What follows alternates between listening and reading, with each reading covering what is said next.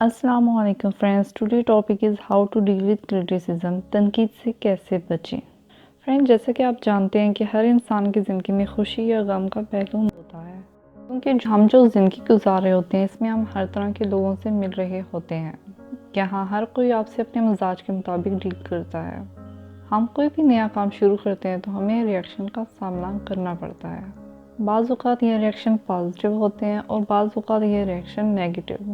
تو جب ہمیں پازیٹیو ریئیکشن ملتا ہے تو ہم خوش ہوتے ہیں، اور جب ہمیں نیگیٹیو ریئیکشن ملتا ہے تو ہم سیڈ ہو جاتے ہیں۔ ایسے موقع پر آپ کو پریشان نہیں ہونا چاہیے اور فوری طور پر کوشش کریں جواب نہ دیں، بلکہ خاموشی اختیار کر لیں۔ اگر ہم فوری طور پر جواب دیتے ہیں تو ہو سکتا ہے ہم بعد میں پچھتائیں، اور اگر ہم صبر کے ساتھ انتظار کرتے ہیں تو یہ ہمیں پرسکون انداز میں سوچنے کا وقت دیتا ہے۔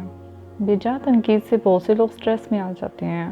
یاد رکھیں، اگر آپ اپنی زندگی میں کوئی کام یہ سوچ کر کریں کہ فلاں کیا کہے گا، تو آپ ہمیشہ سٹریس میں رہیں گے، اور بہت سے کام جو آپ بہتر طور پر کر سکتے ہیں، لوگوں کی باتوں میں آ کر اس کام سے رہ جائیں گے۔ اگر آپ بڑے لیول پر کام کر رہے ہیں تو یہاں آپ کو زیادہ اس چیز کا سامنا کرنا پڑتا ہے۔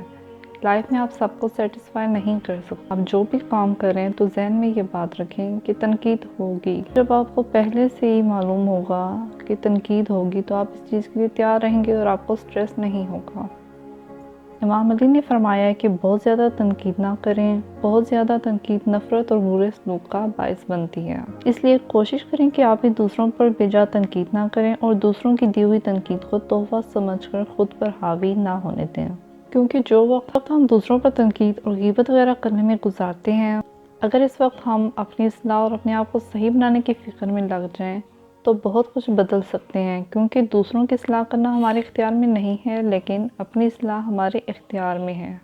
Thanks friends, please like and subscribe.